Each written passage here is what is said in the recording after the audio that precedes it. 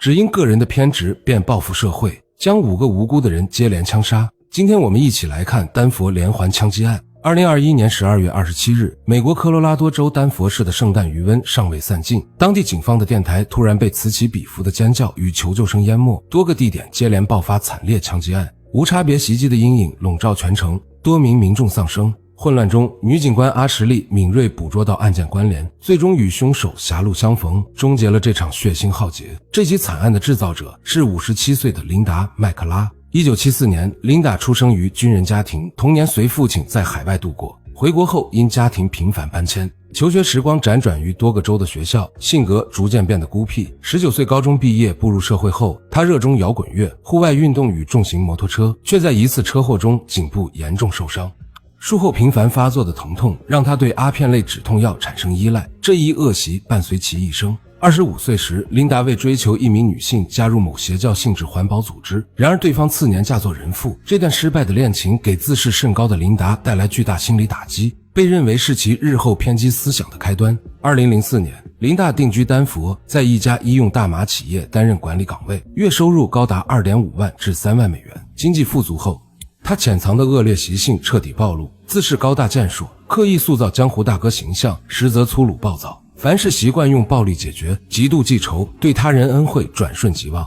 卻會因小事記恨終生，導致身邊幾乎無友，多為仇人。更極端的是琳達的厭女情節，她公開宣稱女性缺乏理性，不應擁有話語權，對性別平等社會充滿怨氣。諷刺的是，他人生多次低谷，均依賴女友收容接濟，卻在境況好轉後對伴侶實施摧殘虐待，從未有過長久關係。2012年至2016年間，警方因打架鬥毆、家庭暴力等事由11次調查琳達，其危險傾向早已顯現。2013年，琳達因與同事爭執時持械威脅被開除，失去高薪工作後，她拿出全部積蓄與紋身藝術家傑瑞米合夥開紋身店。毫無行業經驗的他執意插手經營，性別歧視言論斷絕了女性顧客與僱員來源，敏感記仇的性格又引發男性員工不滿，店鋪僅1年半便倒閉。琳達將失敗歸咎於傑瑞米，而後續該店面被他人接手後生意紅火，更讓他堅信自己遭人陷害。傑瑞米與新店主被列入其仇家名單頂端，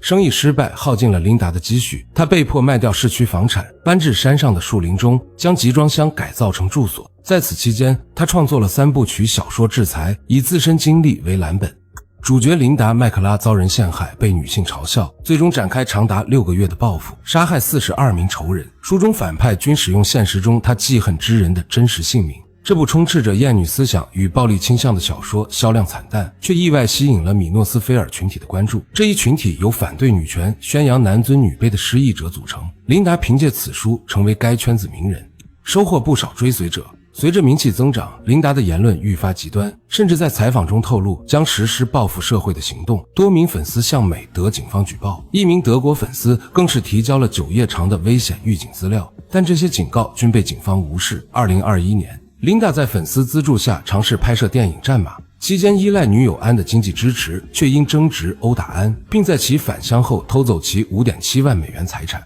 安報警後，警方以經濟糾紛為由未予重視，而此時的琳達因止痛藥依賴加劇，正瘋狂向熟人騙錢、偷錢滿足毒癮。2021年12月27日，琳達決定按照小說情節執行復仇計劃。下午5點25分，她駕駛偷來的貨車闖入搜揣部紋身店，槍擊店主雷傻，員工吉米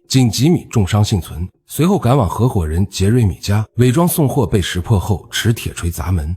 開槍射擊未果後點燃傑瑞米的汽車，接着前往某公寓殺害建築商麥克，又在拉 K 瑟頓紋身店10秒內射殺紋身師丹尼斯，途中與警車短暫交火後徒步逃竄，闖入酒吧搶酒，酒店射殺無辜前台塞爾斯，至此已造成5人死亡。警方无线電陷入混亂，難以判斷是單人流竄作案還是團夥行動。關鍵時刻，女警官阿什利發現襲擊均針對紋身店及從業者，果斷預判兇手下一步目標，驅車趕往最近的紋身店。剛下車便遭遇殺氣騰騰的琳達。阿什利按流程警告其投降，卻遭琳達開槍擊中腹部，身受重傷的他強忍劇痛還擊，最終將琳達當場擊斃。這個一生鄙視女性的兇手，最終倒在了女警的槍口下，堪稱莫大的諷刺。案發2天後，琳達的女友安收到其作案當天寄出的包裹，內含3本制裁小說，存有電影《戰馬》的 U 盤及便條。影片中，琳達在作案地點附近遊蕩，裝載武器的鏡頭俨然是犯罪預告片，安慰將其出售牟利後，影片被網傳，最終遭各大平台下架，但仍有人私下兜售。